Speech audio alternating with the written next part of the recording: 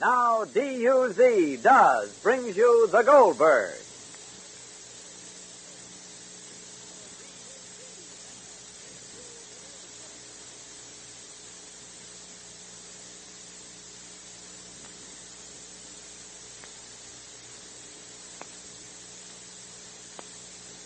You? Does everybody? There's Molly, folks. That means your friends the Goldbergs are here. Brought to you by Does, the new kind of soap that does everything in your wash. Mandy didn't. She didn't, but now she does. Yes, ma'am. Now she does use Does. Now she knows that Does, D-U-Z, is best. It does everything.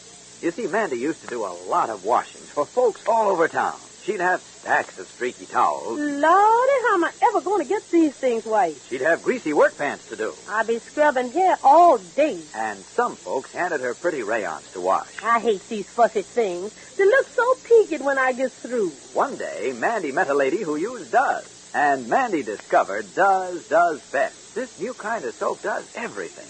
It gives you unsurpassed whiteness for your towels, unbeaten cleaning power for grimy work clothes, plus extra safety for pretty colors.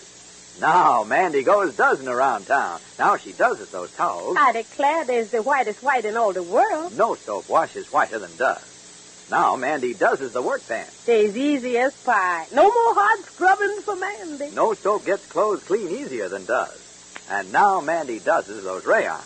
Sakes alive. These rayon slips just come out smiling. Does actually leaves colors brighter so they last longer. Sure, this new kind of soap does everything. It's the best. Actual comparisons with 25 different wash-day soaps proved it. Does had the best combination of white washes, suds for cleaning, and safety to colors. So be a lady who does best. Mm-hmm. Does everything.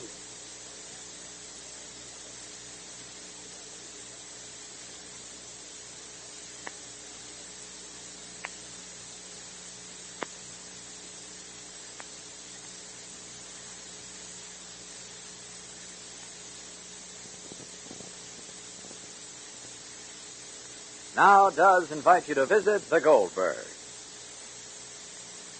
A feeling for time, the consciousness of its slow or rapid passage, is one of the most deceptive conceptions of mankind. That's why people sometimes can say, I lived a lifetime during that one evening. And that's exactly how Molly feels this very evening. She's sitting beside Bertie at the Lastonbury Civic Association meeting, and at any moment she may be nominated for councilwoman of the town. In the past few hours, Ed Reynolds and his ex-fiancée Elizabeth Neal have disappeared. This has completely upset the original plans of the meeting, and only the minor matters on the agenda have been talked over. Molly is unaware that Jake phoned Rosie a few minutes ago saying he is on his way home. But she's worried because Rosie is coming over to the meeting hall with important news. Listen. Hello? Hello, operator. Operator, I want to talk to Goldberg residents. Well, they hung on me. Will you connect me, please? Goldberg, we're waiting for you to continue the meeting. In a second, Bruce. In a second. Hello? Hello? Hello, Seymour? This is Mrs. Goldberg again. Well, tell me plainly and tell me clearly, why is Rosalie coming to the meeting? Huh? Mrs. Goldberg! Coming. Huh? I didn't hear you, Seymour. What do you mean your lips are sealed? Who sealed them? If it's something that Rosalie's going to tell me, why can't you tell me? Goldberg! Miss Goldberg, there's a 12 o'clock curfew, don't forget. Oh, I'm coming, Bruce. Hello, Seymour? Hello, are you there enough? Can you unseal your lips sufficiently to answer me one question? Huh? Well, is it about Mr. Reynolds? Silence speaks louder than words, Seymour, and if you don't answer me, I'll conclude my own conclusions. What has my nomination to do with it? Hello? Miss Goldberg! Coming, Bruce. Hello? Hello? Mrs. Goldberg, I told Yes, you before, Ferdy. if Seymour decided not to talk, there's nothing you can do about it. You'll just have to wait until Rosie gets He here. hung me again. Brady, what do you think it is, huh? You know what I think it is, Mrs. Goldberg. But every time I open my mouth... So open now. What, Bertie? What else could it be but news about Mr. Reynolds? And? I don't want to unnerve you just before your nomination. It wouldn't unnerve me, but speak, Bertie. Maybe my thoughts and your words will coincide. Well, I think this. Yeah, say it. I can't say it. I can't. Why can't you say it? Goldberg, please. I'm coming, Bruce. I'm coming. Well, Bertie? Oh, maybe I'm wrong. Wrong or right, Bertie? What is it? You won't be able to make the speech, Mrs. Goldberg. I'll be able, Bertie. What? Mrs. Goldberg, come on inside. Come on. I don't want to talk now. Don't fool me, Bertie. I'm coming. You think the worst, huh, Bertie? I do. I most certainly do. You do? Yes. Well, there you are, Mrs. Goldberg. I hope you can stay put for a while now. Mr. Chairman. Yes, Mrs. Goldberg? Mr. Chairman, can I have a word on the floor a moment? Of course, quietly. Order, Mrs. Goldberg, please. Yes? Well, my daughter Rosalie is on her way, and I feel that if we can take up some of the business before the nomination. Well, it seems to me that all our other business should come after the nomination. Yes. We can't vote on any of the important business until we have our council formed. Well, I only want to say that I'm honored and I'm flattered and I'm bewildered by the great, enormous honor you are bestowing on me. But until my mind is of one piece and not divided, I'm afraid I can't give my best to my country. I just want to say, Mrs. Johnson made a very important suggestion, and the value of same, I think that you should know, and I think on that value that you should select Mrs. Johnson perhaps for the councilwoman. What was the suggestion that you made, Mrs. Johnson? Mrs. Johnson, I think she went home. Yes? But I know what the suggestion was, Mr. Hanley. Yes, Mrs. Goldberg? I just want to wait till Rosalie gets here so we can go on with the business. Mrs. Johnson said that each day she thought that in our local papers a picture should be put in of one of our boys that are in the armed forces, and that the local paper should be sent to the boys so they can see themselves in the paper and know that they are remembered by all at home. Not only the heroes that have medals and Purple Hearts and commissions, but also the boys. They are the heroes without medals, it seems to me, Mr. Hanley. And also, it seems to me that if they saw the picture in the papers, that would do more for the... For the morale. For the morale. And also, Mr. Chairman, I think that if the minutes of our meetings could be sent to the boys, I mean exclusively, of course, of Mr. Reynolds and Elizabeth Neal's anxiety. All right. Those are the kind of ideas I like to hear, Miss Goldberg. Yes. I'd even go a little further and say that we should ask our boys for suggestions so we can know what they're thinking and expecting when they come home. Right. After all, our boys are the number one citizens of our community. Number one, Mr. All Henry. right. All right. We still have the nominations. They haven't been done yet. Well, maybe I'm too much of a farmer, but I can't rest as long as there's chores still to be done. So no more interruptions of any kind, not even phone calls for Bertie Schleichel. My aim is to make the call that Mrs. Goldberg just answered the last until this meeting is over. Telephone? Order, please. Is that the telephone? We're not answering it. We're not answering it. All right, and we're not answering it. All right, folks. I just want to remind you of the 12 o'clock curfew. Right. Order, please. If you want all these lights in the hall blazing away after midnight, I don't. That's right. All I'm saying is I want the business of this meeting settled and over before we leave. Right. Excellent. And we're shy one councilman in our committee, and we're not leaving tonight until we've nominated her. Telephone. I say let it ring. It may be important. Well, now, there's nothing important enough to stop this meeting. We've answered all the telephone calls we're going to tonight.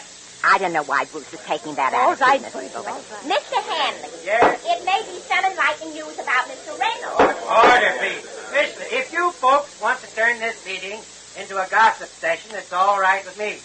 I'll step down. You can come right up here and take my place, Bertie Schleichel. I'll just sit down, cross my legs, fold my arms, and listen. Did you ever? Goodness sake. All right. It's not all right. Mr. Hanley, Yes? I don't know why Order. you just... Yes, Miss. Listen, I don't know why you just single me out. I assure you there isn't a person in this assemblage that isn't concerned with the whereabouts of Elizabeth Neal. And I say the whereabouts of Elizabeth Neal has nothing to do with the business we have to finish. Understand? I beg to differ with you. What is the Lord? If I may have the floor, not be accused of being a scandal monger or a gossip monger, I'll tell you why I think so. We know what you're going to say. We've hashed that all out, Miss Schlissel. Yes, you've hashed it, but you haven't come to any conclusion. Because we've only got one conclusion to get to, and that is nominating Mrs. Goldberg for councilwoman, and then getting on to some of the important things this town's got to be doing and thinking. And it's not the romance of Elizabeth Neal and Mr. Reynolds and Teresa Fernandez. You are overlooking one very important thing. Well, maybe I have. What is it? Elizabeth Neal and Mr. Fernandez were both ready to tell us something that was most important for the welfare of the town. When Mr. Reynolds... All right, we know that. And I'll repeat if I have to what I said before. We don't care about all that. When the proper time comes, we'll know what Mr. Reynolds is keeping from us. I want to assure all of you here tonight that we'll condemn Mr. Reynolds' land and take it over for a housing project if we need it. Beyond that, I don't care what Mr. Reynolds' personal life is. We all know enough about it to keep up buzzing and talking about it for the last 20 years. They all may be new to you, Miss Schlissel, but the Reynolds and Elizabeth Neal affair ain't news to us. But a murder in this town will be news, though, won't it? Bertie, please, Bertie. Order. Well, we ain't expecting anything like that, Miss Schlissel. And that's something for the constable to be concerned about, I think. Anybody else sitting here in this hall is worried about a murder, raise your hand. Now, you see that, Miss Schlissel? Not one hand. The telephone. I say let it ring.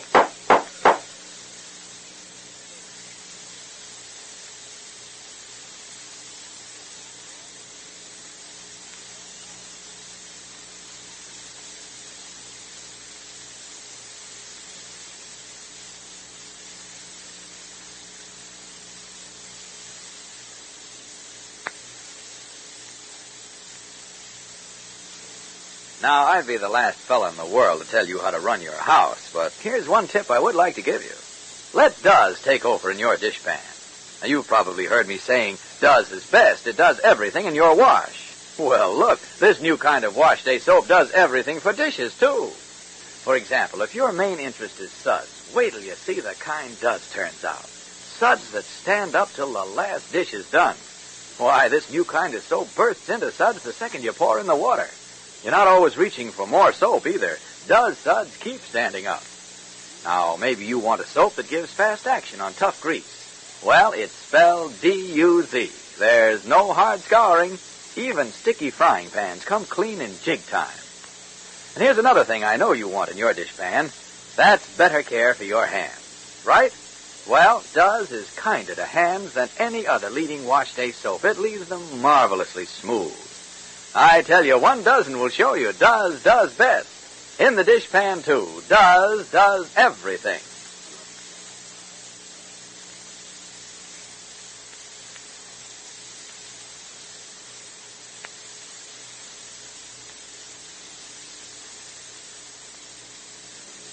Well, there's certainly reason to wonder whether Bruce Hanley's zeal to go on with the meeting and not to answer any calls may not be tempting the fates a bit. That insistent ringing may be a call from Jake on his way home, along with Edward Reynolds. Be sure to listen to the next episode of The Goldbergs, written for you by Gertrude Berg. This is Clayton Collier saying good day for Procter & Gamble, the makers of Does, the soap that does everything in your wash. Paper bags and cardboard cartons are scarce. They're needed for overseas. So next time you go shopping, take along your own shopping bag or basket.